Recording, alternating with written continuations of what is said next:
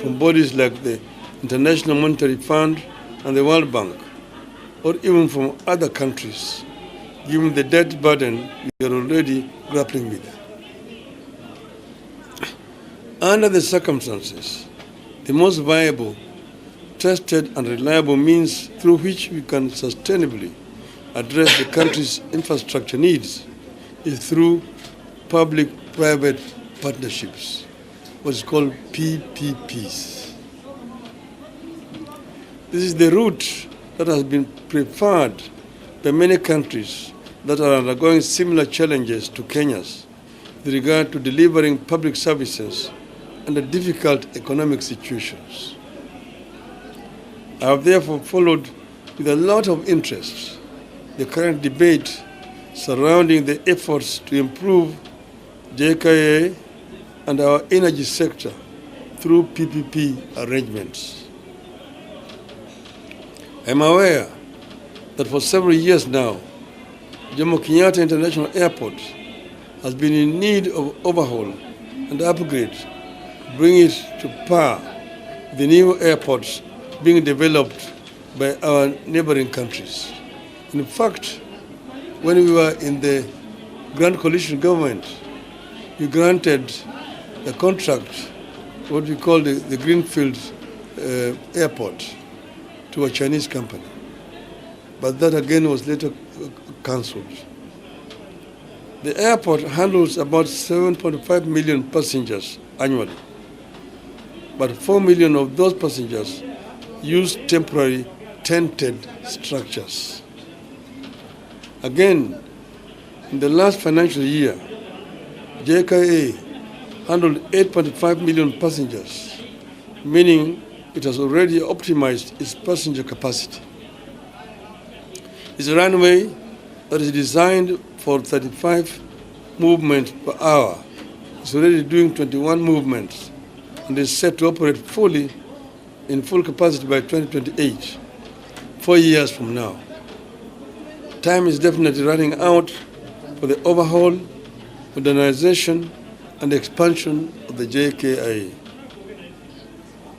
I'm also aware that Kenya has, for possibly a longer period, been in great need of infrastructure to receive and distribute electricity being generated from new local investments in green energy and also from new investments in power stations in neighboring countries. I knew this when I was even Minister for Energy. The country has a $500 billion US financing gap for the 20-year transmission master plan that is estimated at $5.3 billion US. In the meantime, with inadequate transmission capacity, insufficient evacuation capacity, system reliability, technical losses due to overloading of existing lines, and limited transmission coverage in remote areas. Having agreed that PPP is the way to go in light of the financial challenges we are currently undergoing, I wish to make the following observations. 1. The country needs to protect the framework for PPPs and in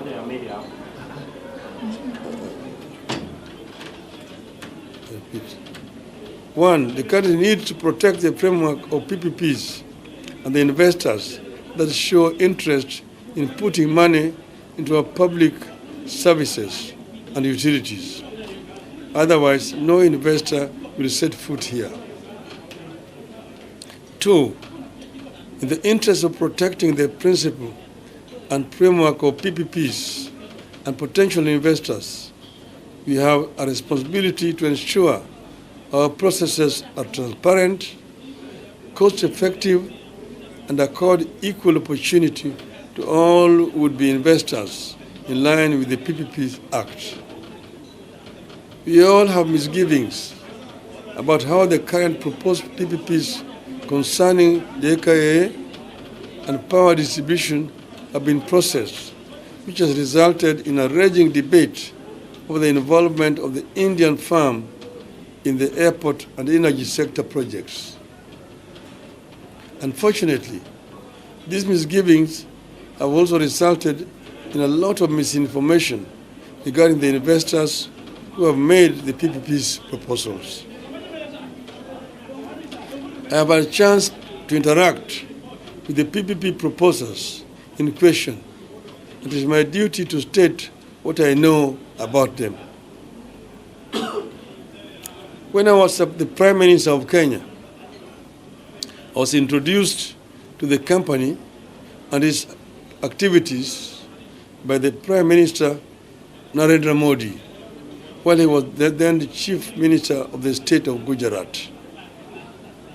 Indeed, Prime Minister Modi organized for a Kenya government mission to visit Gujarat, and I had the opportunity to visit this company's infrastructure projects in that state that included a port, a power plant, a railway line, and an airstrip developed out of what was a swamp donated by the government of India. I'm talking about Adani Group of companies. I also visited the city of Mumbai to see the electricity projects set up by the company, where it serves over 13 million consumer meters in metropolitan Mumbai and the industrial hub of Mundra Special Economic Zone. Adani Energy Solution Limited has a cumulative transmission network of 21,783 circuit kilometers of power transmission lines and 61,687 megavolts ampere transmission capacity. The company owns more than energy infrastructure than Kenya, Uganda, and Tanzania combined. In the same city of Mumbai, I visited the international airport that had been overhauled and upgraded by the company and turned from a collapsing, degenerate airport to a first-class facility. Those who have been to Bombay Airport will confirm what I'm saying here. After the Kenya government delegation came back, the company expressed interest in investing in Kenya. The first expression of interest was far back as 2010.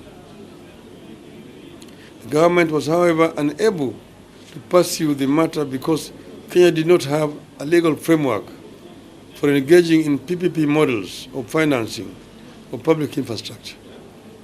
We looked toward India to understand how it was carrying out its projects. Indeed, the PPP law we have today is a variation of the PPP laws of the Gujarat state that Prime Minister gave us in hard copy. Unfortunately, we adulterated what we borrowed from India and then ended up with a law that is not fulfilling the needs of the country or the expectations of the people. The law is also not facilitative to interested investors, especially knowing that all our neighbors are in competition with us to attract foreign partners in public infrastructure. We must change the way we address our planned PPPs if we are to protect the current positioning of Kenya as the most profitable and reliable destination for PPP programs, and at the same time ensure that the interests of the people of Kenya are protected. To secure and safeguard our national interests in PPP models of development, we must A, choose the appropriate PPP model that works best for the people of Kenya. PPP models do not have to fall into templates, and we should design our models to cater for the specific realities about our projects, our contributions, and our expectations. B, ensure our models provide for the distribution of the PPP burden fairly between the people of Kenya and the investors. Kenyans cannot be made to bear all risks in the PPP projects. Kenyans can guarantee break-even returns, but never commercial profits. C, we must establish reducible minimum terms in our PPEs, including the recognition of the jurisdiction of Kenyan courts, recognition of the application of the laws of Kenya, recognition of the terms and conditions of labor in Kenya, recognition of environmental protection.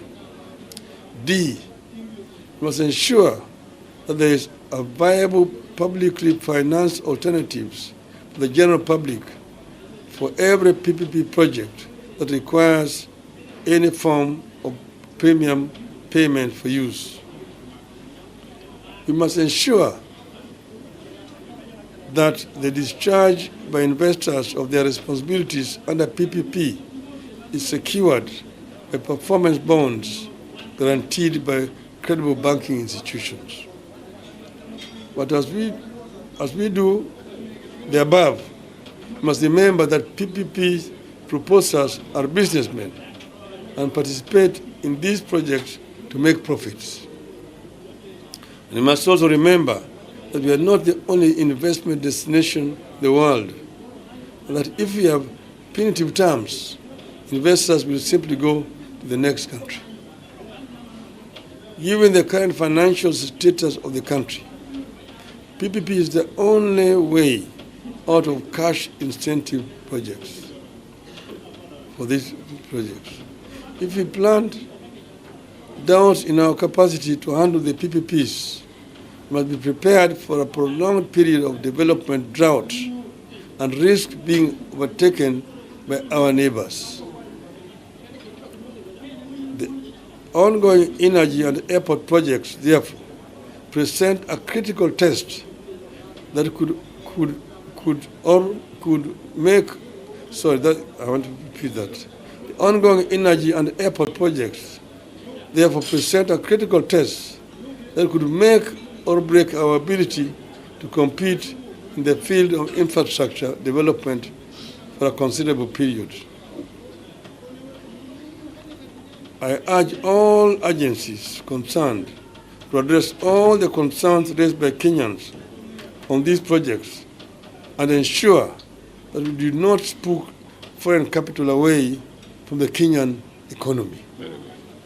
End of statement. The statement is about PPP, and if you have any question, let it be related to that. Do you have any questions? Yes, your name and the media as well. My name is Prabhakash. I work for K24 TV. Maybe your take on the Adani takeover as being promoted by the public. Maybe what you advise to the government? Should the government go ahead and do the project, or what you are taking? As you see, there have been quite a bit of innuendos about Adani. And I've explained that this is a reputable company, by my knowledge. And this company actually has done very many PPP projects. I mentioned that we visited India at the invitation of then Chief Minister of State of Gujarat, Narendra Modi. And he introduced us to several Indian conglomerates. Adani was one of them. One was Mr. Ratan Tata, who was also there at the conference that we attended. And then we visited a project that was done through a PPP by Adani in a place called Mundra. This was a marsh land next to the sea. 5,000